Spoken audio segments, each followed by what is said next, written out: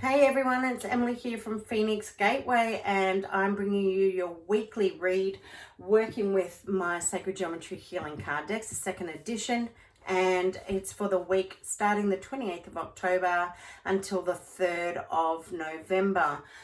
Both decks are available on website. The first edition still is available, but there are minimal amounts left still of this copy.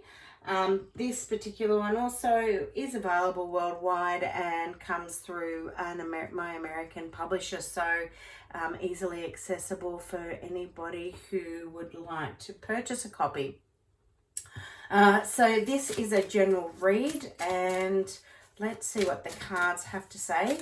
I've just returned as well from my tour of Egypt and Jordan, and I'm now in the midst of creating the next tour, which will be about this time next year. It will be available to see probably within the month, and there's going to be some exciting new stuff coming through with this tour. The other thing that I should also have available within the next couple of months is a tour to Bolivia and Peru, which I'm looking at doing sometime February 2021. So a little bit later than expected, but that's okay because all good things come to those who wait.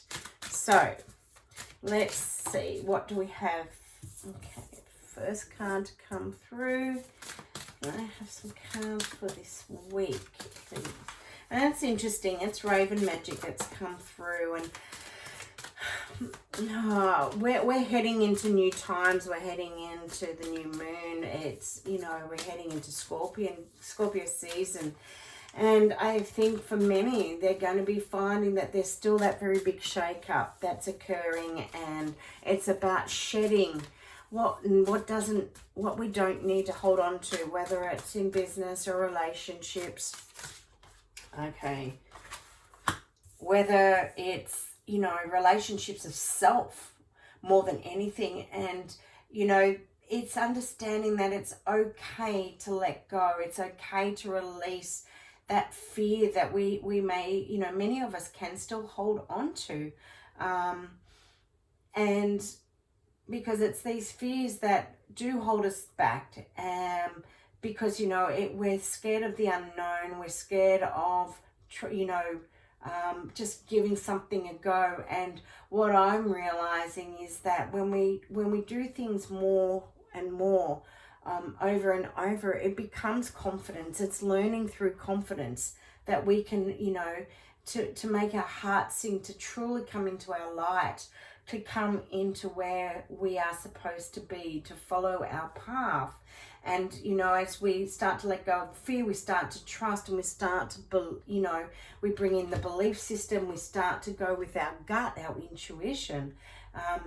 It's amazing how changes can start to occur, because we can then manifest on a very different level what we want to bring through. And Raven is also the totem of magic and protection. So we can call upon Raven when we're needing that little bit added protection with anything that we are doing. The other thing is too, we're coming into, the veil is now becoming thinnest, coming into the period of Halloween. And, it also may be that for many, or for those who are quite empathic or very intuitive, you may start finding that a lot more messages are going to come through for you at this time. The second card that came through is the 285 solfeggio frequency. 285 it's about loving yourself, knowing you are, working to our optimal health and our optimal well-being. And it's about loving your body. It's loving every aspect of you.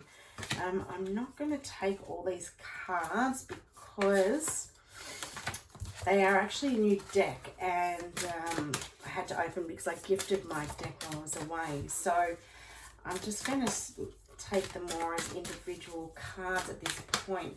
But yeah, so 285, it's telling us that it's okay to love our bodies. It's okay to love who we are. And 2 and 8 and 5 is a 16. 15, excuse me, which 1 plus 5 is a 6, and 6 is all about love.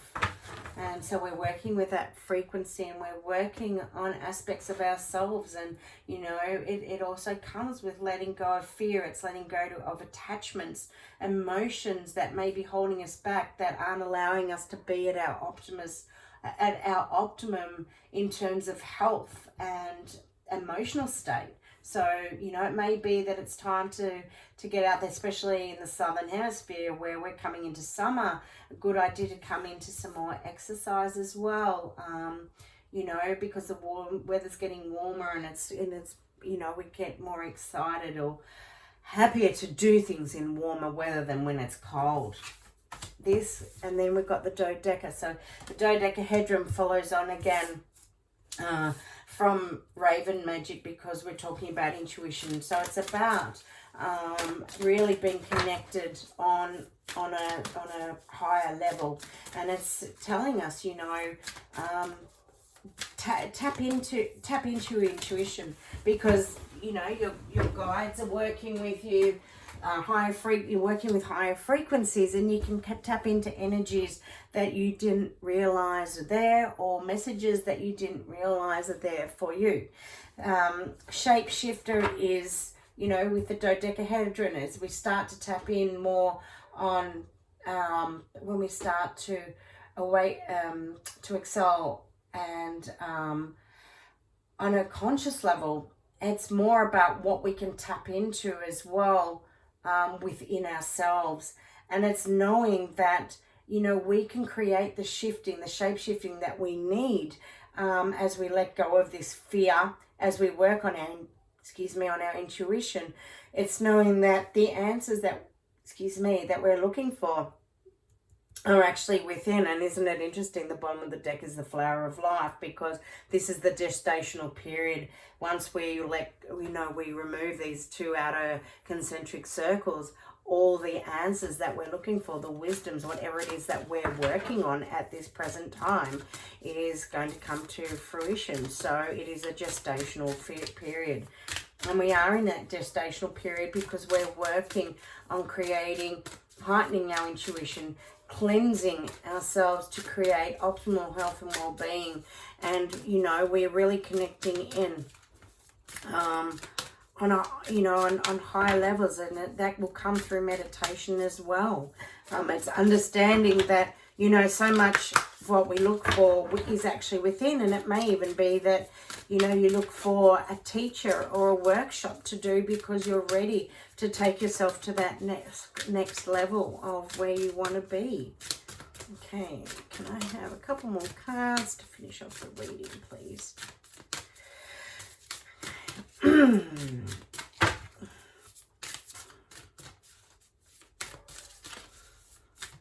So this week is really proving that, you know, it's for us to work on ourselves, and it's about anchoring in that connection.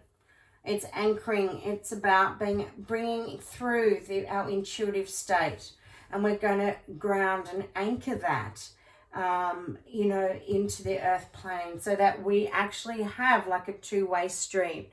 And a really beautiful crystal to work with is actually selenite, because when we work with selenite, we're actually working with energy that flows two ways. So it's really, really beautiful. It's about being able to anchor that energy, or about being able to access and then anchor it into. So we're working with the polarities.